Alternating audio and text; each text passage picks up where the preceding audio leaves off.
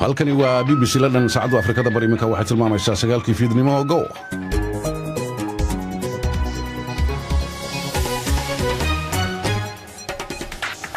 kulan wacan wanaagsan khiyaartana dhageysanaysa meel walba joogtaan waa habeen jimcaha ah sabti ayaa soo galaysa 9 bisha Maarso idaacadan qodobada aad ku maqli doontaan waxa kamid ah wasiirka arrimaha dibadda ee Soomaaliya Axmed Ciise Cawad oo Imaaraadka Carabta uga digay heshiiskii dekada Berbera imaaraadka arrinta ay sameynayso midaan diidanahay haddii aysan ka naqanin dariiqooyin badan oo la mari karaa jira Mareykankuna wuxuu yiri godoomintii aan ku haynay Kuuriyada Waqooyi waxay ka keentay waan inay ogolaadaan aakhirkii waxaad kaloo maqli doontaan wasiirka arrimaha dibadda ee Mareykanka Tillerson iyo kan Russia Lavrov oo booqanaya wadamo kala duwan oo qaaradda Afrika maanta waxay wada joogeen magaalada Addis Ababa Tillerson caawa wuxuu ka degay magaalada Nairobi waxaad kaloo maqli doontaan Starting today we will begin a process of bringing our people together. waa madaxweyne Kenyatta oo maanta qaabilay hogaamiyaha mucaaradka Raila waxa ay ballan qaadeen dib u heshiisiin inay ka galaan khilaafkii hore bariga quuta ee Suuriyana maanta gargaar aad loogu baahnaa ayaa la geeyay bacda tacab waxaad kaloo maqli doontaan warar kale oo gobolka iyo caalamka ku saabsan iyo xubintii isboortiga halkani waa BBC London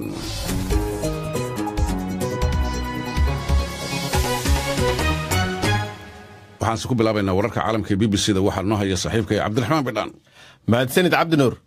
madaxweyne ku-xigeenka Mareykanka Mike Pence ayaa sheegay in heshiiska lagu gaadhay inay kulmaan madaxweynayaasha Mareykanka iyo Kuuriyada Waqooyi uu ku yimid kadib markii madaxweynaha Mareykanku Donald Trump uu ula dhaqmay si adag dowladda Pyongyang waxaa kaloo madaxweyne ku-xigeenka raaciyay in dhammaanba cunaqabataynta lagu soo rogay Kuuriyada Waqooyi ay halkeeda ahaan doonto inta warcad laga gaadhay buu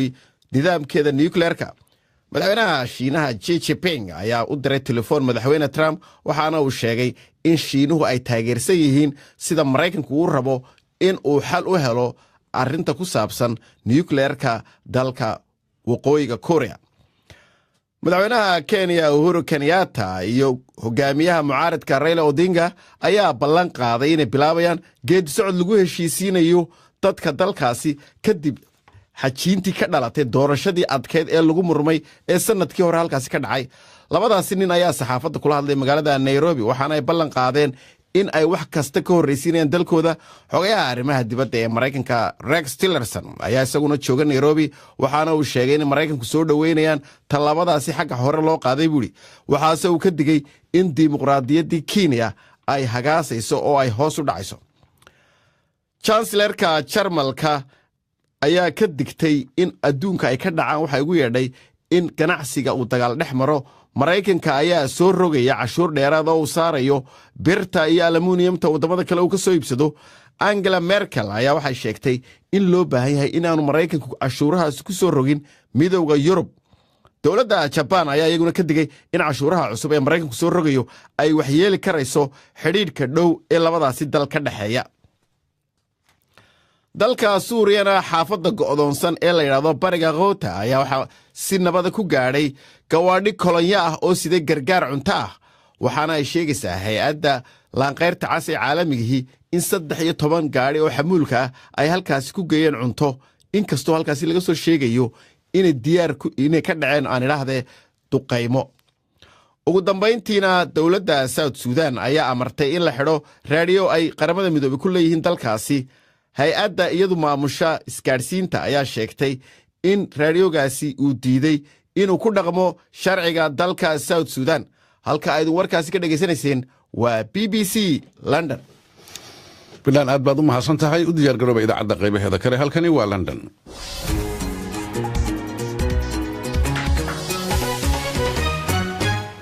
aan ku horeyna wasiirka arrimaha dibadda ee Soomaaliya Axmed Ciise Cawad oo waraysi BBC-da laanta af Soomaaligu ay la yeeratay ka hadlay heshiiska dekada Berbera ee shirkadda DP World iyo ee Somaliland ay wada galeen markii dambana Ethiopia ay saami ku yeelatay wasiirku Axmed Cawad waxa uu sheegay inaanu jirin heshiis ansaxaya oo dhulka Soomaaliya lagu galo oo dawladda federaalku aanay qayb ka ahayn waxa kale oo aad u laliilay dawladda Imaaraadka Carabta dacwo furan ma jiro Somaliland waa dal walaalahaya dad walaalaha ayaa weeye waa annaga sidaan qabno sharciguna qabo waxay ka mid yihiin ummadda Soomaaliyeed iyo dalka Soomaaliyeed horumarkooda oo dhan waa jecelahay sida Soomaaliya oo dhan horumar uga jecelahay dalka Soomaaliya warkaasi waa cad yahay imaaraadka arrinta ay sameynayso waa midaan dacwada ka rabno waa midaan diidanahay waana caddaynay haddii aysan ka noqonina dariiqooyin badan oo la mari karaa jira sharcigu wuxuu la jiraa dalka Soomaaliya wasiirka arrimaha dibadda Soomaaliya Axmed Ciise Cawad ayuu ahaa waraysigaas oo dheer oo dhinacyo kala duwan iyo arrimo kale oo muhiim ah ka hadlayana waxaad ku maqli doontaan haddii ay barnaamij ka noqdo idaacadeeda aroortii 7 Afrikada Bari isla mawduucan oo galabtay idaacaddii 5 ee doodii jimcuhu ay ku saabsanayna dhageystayaal fara badan oo meelo kala duwan jooga iyo ra'yigooda ka soo dhiibtay waxaa ka mid ahaa kuwan magacaygu waa Faadmo Ibrahim Ismaaciil oo joogta magaalada Hargeysa heshiiska dekada Berbera ee dawladda Soomaaliya ay diidan tahay ay tiri anagu raalli kama nihin waxaan u maaynayaa labada dawladood ba inay iyagu riyo ku wada socdaan waa kow marka hore dawladda Soomaaliya waxay ogtahay dawladda Somaliland in beesha caalamku la shaqeyso imaaraadkana ay heshiis horaba oo la gashay maxay markii hore oo la hadli weyday ta Somaliland u soo noqday Somaliland Soomaaliya maxay runta ugu sheegi weyday oo dhan weyday aniga shaqo igu ma lihid waxay gaana maamushay runta ugu sheegi weyday mideeda kale heshiiska mar labaad baan lagu noqday waxa weeyaan imaaraadku uu noo gabaday oo saldhig military buu hoosta ku wato runta noomu sheegin reer Somalilandna way u gabadeenoo dawladda Itoobiya hoosta ku wateenayna meesha keeneen isku tuur weeyaan bismillahir rahmanir rahim magacaygu waa Maxamuud Warsame oo jooga Gabilay Somaliland haddii aan fikirkayga ka dhiibto qodobkan galabta heshiiskii dhexmaray DP World Somaliland iyo Itoobiya ee ku saabsan isticmaalka dekada Berbera waxaan u arkaa heshiiskaasi inuu yahay mid loo baahnaa isla markaana Somaliland ay gashay waqtigii ugu habboonaa ee heshiiska lahayd maadaama Somaliland ay tahay dal madax banaan xaq waxay u leedahay inay shirkadaha dunida iyo wadamada dunida ay heshiis la gasho diidmada dawladda federaalka Soomaaliya ay diidayna waxaan u arkaa inay tahay caqabad soo wajahday wadahadaladii la filayay dhawaan inay dhexmaraan Somaliland iyo Soomaaliya magacaygu waa Falastiin Khaliif Yuusuf waxaan joogaa magaalada Muqdisho haddii aan fikirkayga ka dhiibto heshiiskii shirkadda DP World ee dekada Berbera shirkadii heshiis way la geli kartaa dawlad kale laakiin su'aasha isweydiinta mudan ayaa ah halka ay ka timid Itoobiya iyo saamiga ay ku yeelanayso dhanka kale saameyn aad u weyn ayay ku yeelanaysaa cilaaqaadkii u dhaxeeyay Soomaaliya iyo Imaaraadka maxaa yeelay waxaanu ognahay muddooyinkii u dambeeyay inuu madmadow ka dhex jiray Imaaraadka iyo Soomaaliya waa mahadsantihiin BBC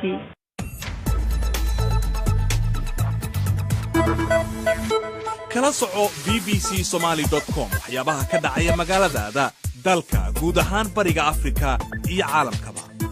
barta bbcsomali.com waxa ka go'an inay ku soo gudbiso masawirka dhabta ah ee dhacdooyinka maalin walba iyaga oo maqalaya muuqaalba leh warbixinadii ugu dambeeyay waraysiyo iyo falanqaynta dhacdooyinka ugu waaweyn bbcsomali.com waxay ku soo gudbinaysaa arrimaha ka taagan caalamka isla markaa ay dhacayaan ka qaybgal oo ka dhiibo fikirkaaga BBC Somali Facebook booqo oo kala soco mobilkaaga wararkii ugu dambeeyay ee Soomaalida iyo caalamkaba bbcsomali.com mar kasta iyo meel kasta waa bbcsomali.com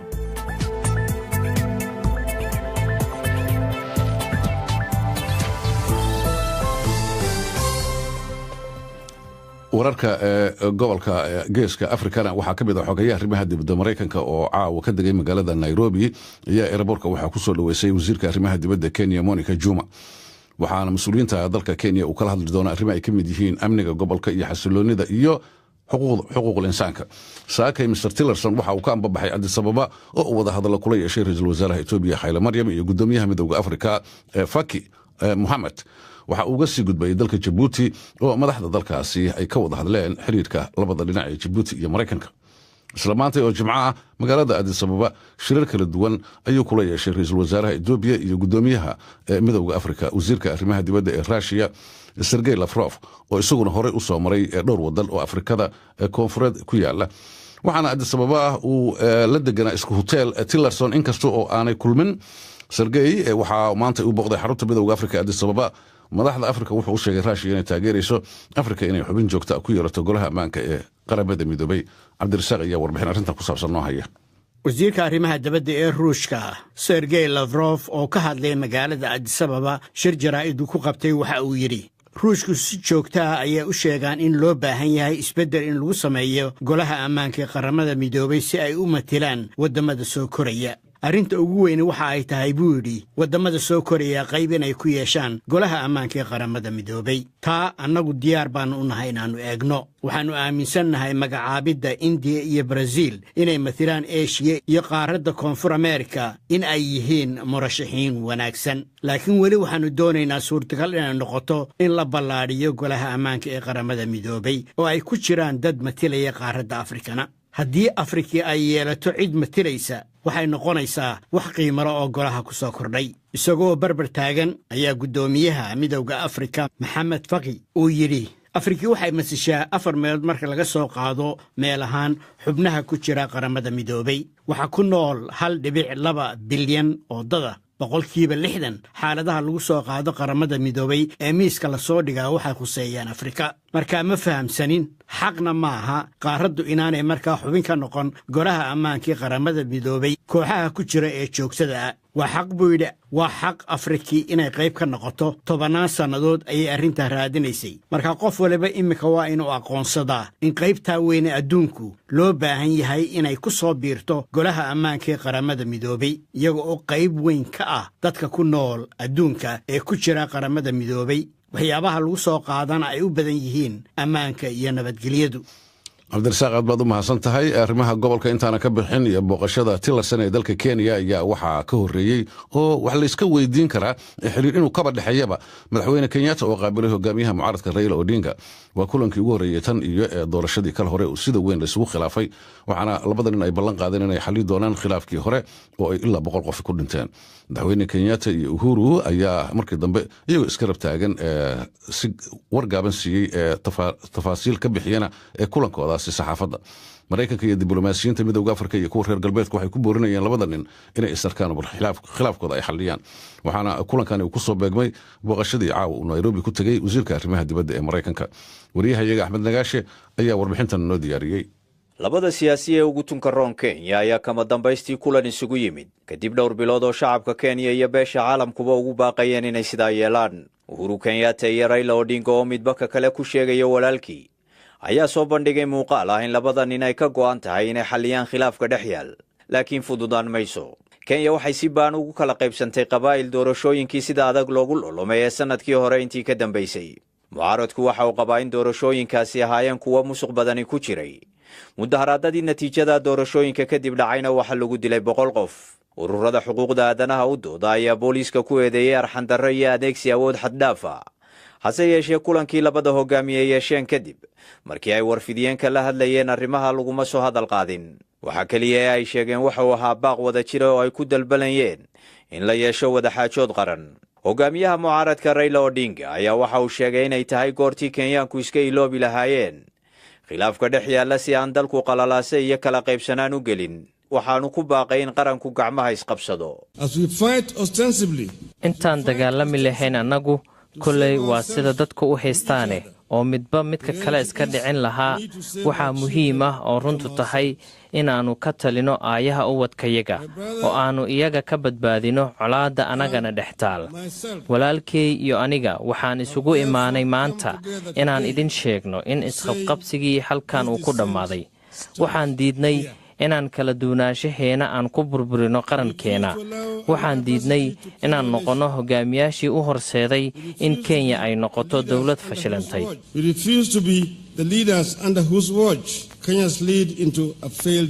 Uhuru Kenyatta oo isna la taagnaa Raila Odinga markii ay shirka jaraa'id wada qabteen kuna tilmaamay walaalkii inuu yahay ayaa waxa uu sheegay inay ku heshiiyeen caqabadaha jira sidii looga tallaabsan lahaa.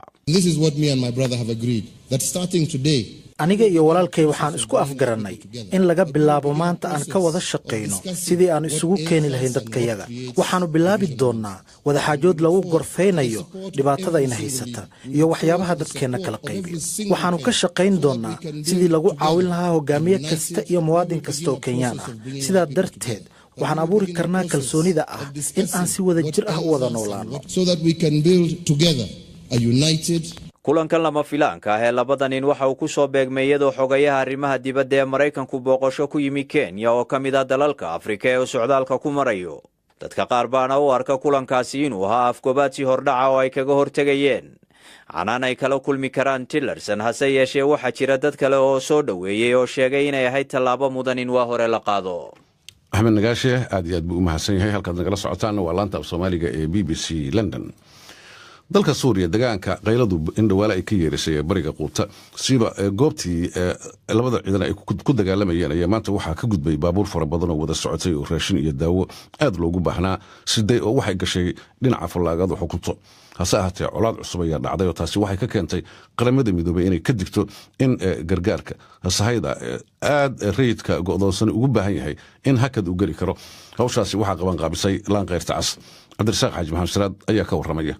waa markii saddexaad toddobaadkan ee hay-adaha caalamigihii ay isku dayayaan gargaarka aadka loogu baahan yahay inay geeyaan magaalada Duuma. gaadiidkii ugu horreeyey waxa uu gaadhay maalintii Isniintii, hase yeeshee hakad ayuu galay markii duqays dowladdiihii uu yimi. shalay ayaa haddana la isku dayey, waxaana dib loogu dhigay arrimo ammaanka aawadood. markaa maanta ayaa jimciyadda laanqayrta casi waxaa isku dayeysaa 13 gaadhi oo dheeraada oo cunno sida inay geyso oo ah kuwii ay ku guulaysan weyday toddobaadkii hore inay geyso. xataa haddii ay gaadhsiiso cunnada, waxaa la sheegay inaanay xaaladda bini'aadmiga halkaa ka taagan aanay ku filayn, maadaama la sheegay dadka baahani inay gaadhayaan 400,000 oo ku xayiran bariga Quuta. kooxaha arrimaha indha-indheeya ayaa waxa ay sheegayaan weerarada dowladdu ay soo qaadayso ee ay doonayaan dib inay u qabsadaan meesha ugu weyn ee aan gacantooda ku jirin ee fallaagadu ay haystaan, kuna dhowna caasimadda, in dagaaladii u dambeeyey ilaa 900 oo qof oo rayidihii ay ku dhinteen.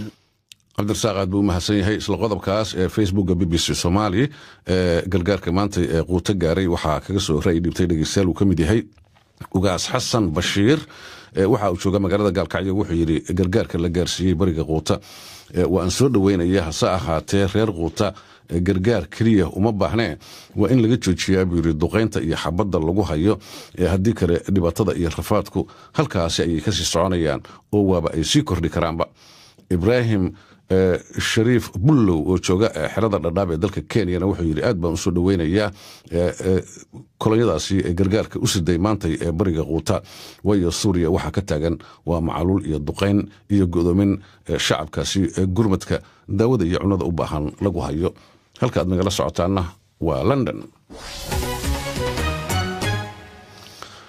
ninka madaxda ka ah ee ururka Salafi oo fadhigiisu yahay Saudi Arabia oo sanado badan ee ururkaasina lagu eedeynayay inay faafiyaan afkaarta salafiga ah ayaa BBC-da wuxuu u sheegay iminka hadafkoodu inuu yahay oo ay u soo ujeesteen sidii ay u baabi'in lahaayeen xagjirnimada. Mohamed Al-Ciisa oo ah madaxa urur ay ku buhobeen muslimiinta ayaa waxa uu ka qayb galay shir lagu qabtay magaalada Vienna ee dalka Austria iyo Yurube oo ay isugu yimaadeen madax sarsare oo isugu jira hogaamiyaal ka socday muslimiinta iyo masiixiyiinta iyo kuwa badan ka yimaadeen waliba bariga dhexe. madaxdan ayaa waxay ku heshiiyeen si wada jira inay ula dagaalamaan xagjirnimada. warbixin arrintan ku saabsan magaalada Vienna waxaa ka soo dirtay wariyaha BBC-da Bethany Pell. waxaa soo jeedinaya Axmed Nagaash. نعم بكل تأكيد. ومحمد العيسى وكترسن أورورك الرابط العالم الإسلامي وكهاد ليباهي ذا لوقب وإن لقات كذا أفكار كوحها ميل كادق. لأن أيديولوجية التطرف هزيلة وضعيفة جدا. أفكار حجرني ماذا أي أحمد أن حق بدنين وأن أود لحين waxayna xambaarsan yihiin fariin xun. nasiib darro mar hore ayay dunida ku faaftay, taasina waxaa sabab u ahayd in lagu guuldaraystay in afkaar ahaan loola dagaalamo. afkaarta kooxaha xagjirka ah ayaa looga adkaan kara oo keliya afkaarta casriga ah. يمكن هزيمتها إلا بالأفكار المعتدلة. hadalkan ayaa muujinaya isbeddel ku yimi salafiyiinta. ururkan raabidat alcaalam alislaami ayaa maamula masaajidada salafiyiinta guud ahaan caalamka oo dhan, waxaana in badan lagu eedeynayay inuu faafiyo nacayb iyo dulqaad la'aan. hase yeeshee Mohamed Al-Ciisa oo muddo haatan sannad laga joogo la wareegay maamulka ururka ayaa hadda diraya fariin ka duwan kuwii hore looga bartay ururka. wuxuu mar la kulmay baadariga ugu weyn madhabta kaatoliga ee masiixiyiinta Bob Francis, waxa uuna bilowgii sannadkan soo saaray hadal uu ku cambaaraynayo dadka diidan jiritaanka xasuuqii naasigu u geystay yuhuudda. hadalkaas waxaa laga dheehan karayay astaamaha isbeddelka dhaxal sugaha sacuudiga oo ah in la helo aragti islaamka ku salaysan oo dulqaad u leh dadka kale. لأن أيديولوجية التطرف هزيلة وضعيفة جدا. afkaarta xagjirnimada ayaa ah mid aan xoog badnayn oo aan awood lahayn, waxayna xambaarsan yihiin fariin xun. nasiib darro mar hore ayay dunida ku faaftay, taasina waxaa sabab u ahayd in lagu guuldarraystay in afkaar ahaan loola dagaalamo. afkaarta kooxaha xagjirka ah ayaa looga adkaan kara oo keliya afkaarta casriga ah. يمكن هزيمتها إلا بالأفكار المعتدلة. maxamed al ciise waxaan kula kulmay meel aan la filan karin. waa goob ay baadiriyiin masiixiyiina oo ka socda kiniisadaha bariga dhexe kula kulmayeen wadaaddo waaweyn oo muslimiina oo uu ka mid ahaa muftiga masar. shirkan ayaa sidoo kale waxaa joogay wadaaddo ka tirsan muslimiinta shiicada ah, inkastoo wadaaddadii waaweynaa ee iiraan aanay joogin. waxaa sidoo kale joogay wadaaddo yuhuuda iyo wakiillo ka socday qowmiyadda yaziidi. baadari ka socday kiniisad ku taalla lubnaan ayaa sheegay in kulankaasi ku soo beegmay xilli loo baahnaa.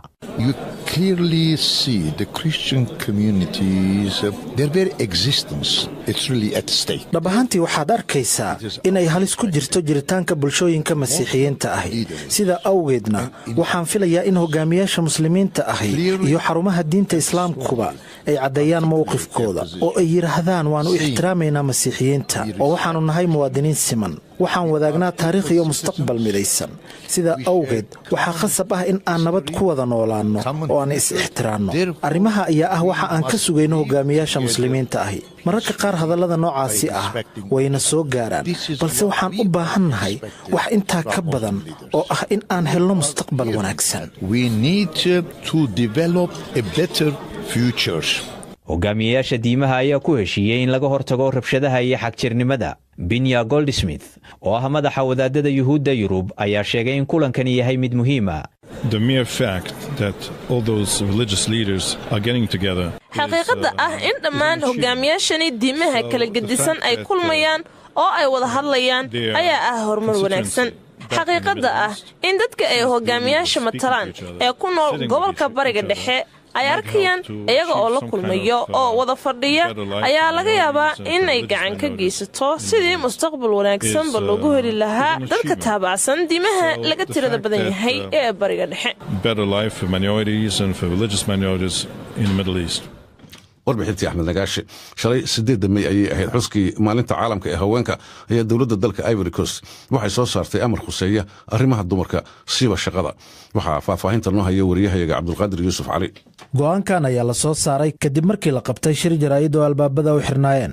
sida uu sheegay afhayeenka dowladda Bruno Kone, shaqooyinka laga mamnuucay dumarka waxaa ka mid ah shaqooyinka awoodda badan u baahan ama kuwa naftooda khatar gelin kara, taas oo ay u badan tahay inay dumarka niyad jabiso. tusaale ahaan qodista macdanta. arrintan ayaa sidoo kale ah mid u wanaagsan dumarka madaxa ku qaada culayska iyagoo xaamil ah amaba canug dusha ku sida, kuwaas oo masaafo dheer ku lugeeya qorraxda. balse markii su'aal la geliyey amarkan ayaa Mr. Kone sheegay in muhiimadda sharcigan uu yahay difaaca dumarka. waxa uu intaasi ku daray haddii dumarka ay doonayaan inay sameeyaan shaqooyinka la mamnuucay, waxaa laga doonayaa in ay la xiriiraan wasaaradda howlaha guud si ay u baaraan oo ay u ogaadaan in shaqadaasi ay qaban karaan dumarka. tallaabadan ay qaaday Ivory Coast ayaa imaanaysa iyadoo hogaamiyaasha Afrikaanka ahi ay ammaanayaan dumarka iyo awoodooda. madaxweynaha koonfurta Suudaan Salva Kiir ayaa soo dhoweeyey geesinimada dumarka iyo gabdhaha, iyadoo dhanka kalena madaxweyne Yoweri Museveni uu dumarka ku tilmaamay in ay yihiin lafdhabarka bulshada.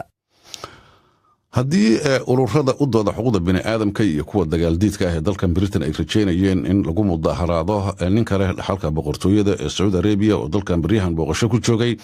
arrintaasi waa ay ku quusteen. wasiirka gaashaandhigga Gavin Williamson ayaa maanta la hadlay. wadahadaladooda kadibna waxaa ka soo baxay war lagu dhawaaqay oo ahaa hub fara badan in Britain ay ka iibinayso dalka Saudi Arabia. wasiirku waa uu difaacay weliba arrintaas. haddaba ujeeddada Saudi Arabia iyo wadamada reer galbeedka iyo eedahan Sacuudiga loogu soo jeediyo dagaalka Yemen ka socda iyo barnaamijyadii la filayay in Westminster laga dhigo, arrimahaas iyo wixii ay ku dhamaadeen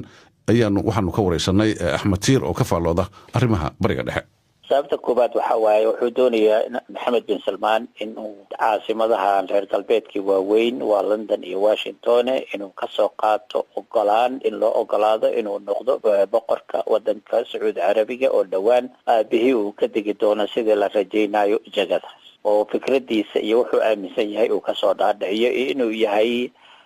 nin horumar iyo islaaxaad ka wado dhaqaalaha iyo bulshada wadanka sacuudiga ah Iran iyo inuu ka hadla arinteeda oo u tuso labada wadan inay Iran tahay khatarta ugu weyn ee wadamada khaliijka iyo carabta iyo dunida muslimka hadda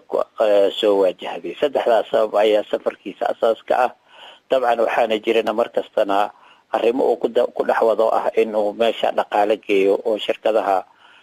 hubka sameeyo oo ka soo gado waxay kala siixdeen heshiis aad xagga dhaqaalaha ah iyo heshiis istiraatiiji ah xagga amniga iyo dhaqaalaha labadaba ah marka waxa waaye waa safqad aad u weyn runtii marka waana u baahnay Ingiriiska sida ka muuqato dalka Sacuudiga waxa lagu eedeeyay inuu si horinayo calaamada ka taagan wadanka Yemen mar haddii Ingiriiska uu hubka iibinayo Sacuudiga soo lama oran kara qayb ayuu ka yahay dhibaatada laga soo sheegayo wadanka Yemen aad bay arintaas jirtaa dawladda Ingiriiska hubay ka gataa wadankan Sacuudiga oo weerar ba'an ku haya iyo kumaa dadka Yemaneed saalo socotaba Jarmalka waa joojiyay hub uu ka gadi jiray dalka Imaaraadka waxaad moodaa Ingiriiska baryahan inuu aad uga tagay qiyamkii dimuqraadiyadda iyo xorriyadda iyo xuquuqda insaanka oo uu daba ordayo riyaalka iyo batroolka Sacuudiga iyo khaliijka oo marna ka hadlaynin gabadhfolka iyo mashaakilka ka jira wadamadaas saas daraadeeda aad loo soo dhaweeyay si uu arrimaha safqadan ayada oo loogu talagalay in Yemen lagu burburiyo hubkan Sacuudiga laga gado arrintaasna waxaa ka soo horjeeday oo aad uga hadlay shalay tasaad la socotaba mucaaradka xisbiga muxaafidiinta Jeremy Corbyn oo arrintaas aad uga dooday aad buu mahadsan yahay Axmed Tiir oo arrimaha bariga dhexe ka faalooda uu warramiyay wariyahayaga Bashiir Caad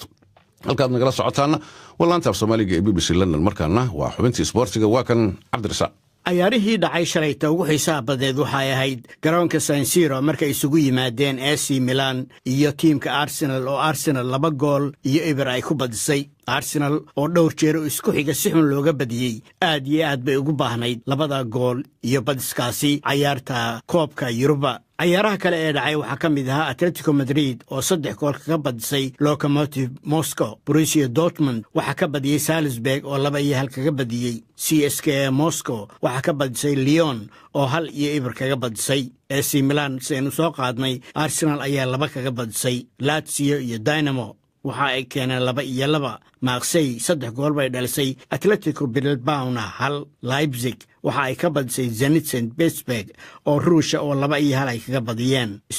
Sporting Lisbon waxa ay ka badisay Victoria Pilsen oo 2-1 ay kaga badisay bari ciyaaro badan oo xiiso leh ayaa dhacaya Premiershipka Ingiriiska Manchester United waxa ku beegan Liverpool Everton waxay la ciyaaraysaa Brighton Huddersfield waxay la ciyaaraysaa Swansea City Newcastle Southampton West Bromwich Albion iyo waxay isku beegan Leicester City West Ham iyo Burnley Chelsea waxa ku beegan tiimka reer London Crystal Palace hadda waxa dhacaya Arsenal iyo Watford oo wada ciyaara Bournemouth iyo Tottenham oo wada ciyaara Isniintana Stoke City waxay la ciyaaraysaa Manchester City oo hoggaanka hadda haysata Cabdirasaaq maxamed salaad aad iyo aad buu mahadsan yahay halkaad nagala socotaana waa laanta Soomaaliga ee BBC London wararka caalamkana qodobada ugu waaweyn waxaa ka mid ah madaxweyne ku-xigeenka Mareykanka Mike Pence waxa uu sheegay in hogaamiyaha Kuuriyada Waqooyi oo ogolaaday wada hadallo toos ah inay madaxweyne Donald Trump wada yeeshaan inay ku timid istiraatiijiyadii Mareykanka ee go'doominta hogaamiyaha dalkaasi Kuuriyada Waqooyi madaxweynaha Kenya iyo hogaamiyaha mucaaradka dalkaasina waxa ay sheegeen inay bilaabayaan hanaan dib u heshiisiineed kadib markii si xoog leh loogu dagaalamay oo loogu kala qaybsamay doorashadii guud ee dalkaasi ka dhacday gaadiidkii wada socday oo gargaar raashin iyo daawo ah u sida ayaa ku guulaystay in ay ku dejiyaan oo ay u geeyaan aagaga go'doonsan ee xogaga fallaagadu ay ka haystaan bariga quute ee waddanka suuriya. qodobadaas iyo wixii kaloo soo kordhay wararka caalamka iyo kuwa gobolkaba waa inoo idaacadda subaxnimo haddii ay barraalli ka noqdo. idaacaddii caawa intaasay ku dhan tahay. waa cabdinuur idinla waa mahadsantiina tan iyo kulankeena dambe sidaas iyo nabaday.